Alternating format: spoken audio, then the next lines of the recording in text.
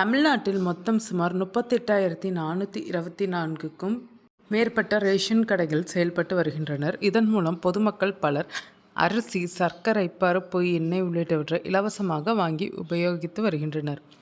இதில் ration card குறித்த அப்டேட்டை உணவு மற்றும் உணவுப் பொருள் வழங்கல் துறை அமைச்சர் வெங்கட்ரமணன் கொடுத்திருக்கிறார்.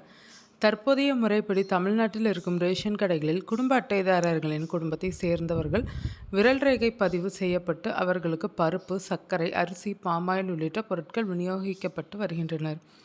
இதில் விரைவில் மாற்றங்கள் ஏற்படும் என எதிர்பார்க்கப்படுகிறது. இதன்படி அனைத்து ரேஷன் கடைகளிலும் குடும்ப அட்டையில் இருக்கும் உறுப்பினர்களின் முக அங்கீகாரம் செய்யப்பட்ட பிறகு பொருட்கள் வழங்க திட்டமிடப்பட்டு இருப்பதாக தகவல் வெளியாகியிருக்கிறது. ரேஷன் கடைகளில் நடக்கும் முறைகேடுகளை தவிர்க்கும் பொருட்டு இந்த நடவடிக்கைகள் மேற்கொள்ளப்பட இருப்பதாக கூறப்படுகிறது. சமீபத்தில் உணவுப் பொருள் வழங்கல் மற்றும் நுகர்வோர் பாதுகாப்புத்துறை அமைச்சர் வெங்கடரமணன் இந்த முறை குறித்து பேசியிருந்தார்.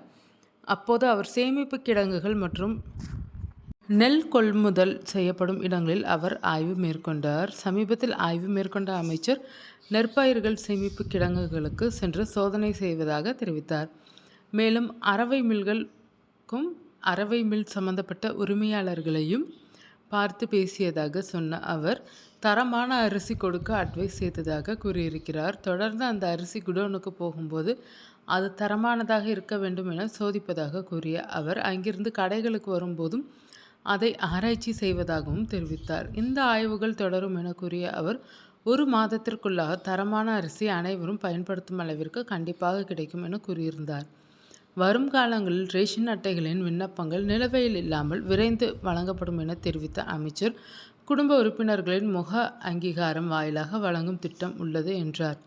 இது தொடர்பாக முதல்வர் விஜயிடம் ஆலோசனை மேற்கொள்ளப்பட்டு தொழில்நுட்ப ஆய்வுகள் செயல்படுத்தப்பட்ட பிறகு இந்த திட்டம் செயல்படுத்தப்படும் என்று தெரிவித்திருக்கிறார். மேலும் கடந்த காலங்களில் ரேஷன் கடைகளின் ரேஷன் அட்டைகளில் பதிவு செய்யப்பட்ட ரேஷன் பொருட்கள் வழங்கப்பட்டுள்ளதாக தெரிவித்த அவர் இதில் அரிசி, பருப்பு, எண்ணெய் உள்ளிட்ட பொருட்களில் முறைகேடு நடப்பதாக புகார்கள் எழுந்த வண்ணம் இருப்பதாகவும் இதை நிவர்த்தி செய்ய ஸ்மார்ட் ரேஷன் கார்டுகள் அறிமுகப்படுத்தப்படுவதாகவும் கூறியிருக்கிறார். ரேஷன் கடைகளில் முறைகேடு நடப்பதை தடுக்கும் வகையில் குடும்ப உறுப்பினர்களின் முக அங்கீகாரம் வாயிலாக ரேஷன் பொருட்கள் வழங்க திட்டமிட்டிருப்பதாக கூறப்படுகிறது.